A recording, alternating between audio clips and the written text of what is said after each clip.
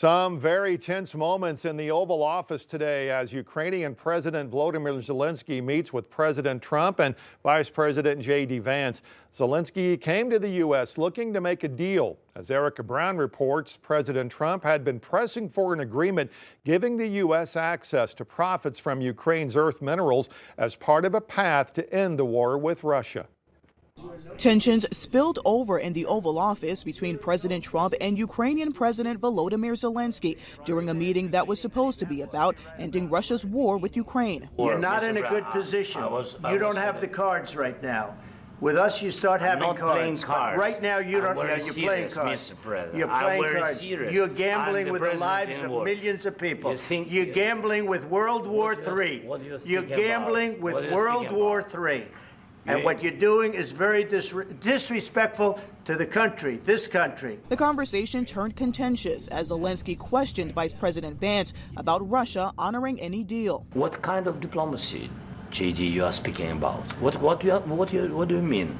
I'm talking about the kind of diplomacy that's going to end the destruction of your country. Yes, but if you Mr. President, with respect, I think it's disrespectful for you to come into the Oval Office and try to litigate this in front of the American media. You should be thanking the president for trying to bring an end to this conflict. President Trump stepped in, telling Zelenskyy America saved Ukraine. If you didn't have our military equipment, this war would have been over in 2 weeks. In 3 days, I heard it from Putin. In 3 days. This is something maybe new. Less. In 2 weeks, of course, yes. It's going to be a very hard thing to do business like this. Again, I tell you. Just say thank you. The White House says Ukraine has been difficult to negotiate with for some time.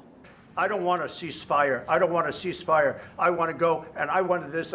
Look, if you could get a ceasefire right now, I tell you, you take it so the bullets stop flying and your men stop getting killed. Of course, we want to stop the war. But you're saying you don't want a ceasefire. But I said to you, I want a ceasefire. With guarantees. A scheduled news conference with the two leaders was scrapped, and Zelenskyy left with neither side signing a mineral rights agreement. Erica Brown, CBS News, the White House.